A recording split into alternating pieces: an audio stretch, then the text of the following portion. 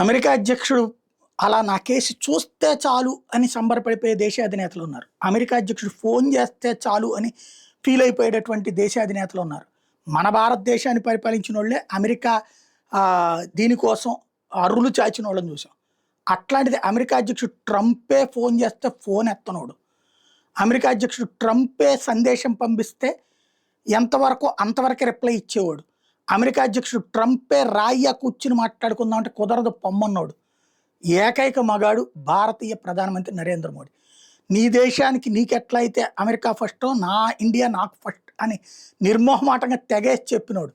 Russia నుండి oil కొనొద్దంటే పని చూసుకోపోరా అని చెప్పినటువంటి వాడు, కొంటున్నటువంటి వాడు. అట్లాగే చైనాతో సంబంధాలు తెగతెంపులు చేసుకుంటే కుదరదన్నోడు.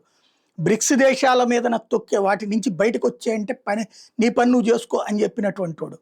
అదే సందర్భంలో ఇప్పుడు ఈజిప్ట్లో మీటింగు ఏదైతే ఈ ఒక హైడ్రామా నడుపుతున్నాడు, ఇజ్రాయెల్ హమాస్ మధ్యన శాంతి ఒప్పందం అంటూ ట్రంప్, అదో పెద్ద హైడ్రామా తప్పించి ఏముండదు.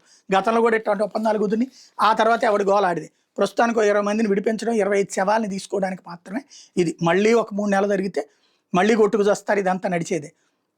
బట్ అదేదో తను గొప్పగా నోబెల్ బహుమతి కోసం అన్నటువంటి విధంగా మన చేసాడు. ఈలోపు నోబెల్ వాళ్ళు తుస్సుమంది. ఈలోపు 20 దేశాల అధినేతలు, అందులో షాబాజ్ షరీఫ్ నుంచి బ్రిటన్ ప్రధానమంత్రి కీర్ స్టార్మర్ దాకా అనేక మందిని, అందులో నరేంద్ర మోడీని కూడా పిలిచారు.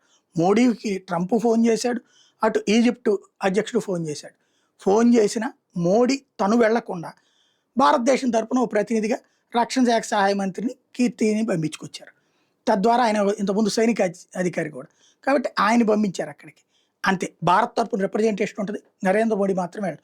ఎందుకు అక్కడికి వెళ్తే ఏదో ఒక వంక పెట్టి షాబాజ్ షరీఫ్ని ఇన్ని చేతులు కలిపేసినట్టు ఏదో డ్రామా ఆడతాడు. ఇప్పుడు పెద్ద డ్రామా ఆర్టిస్ట్ అయ్యాడు ట్రంప్.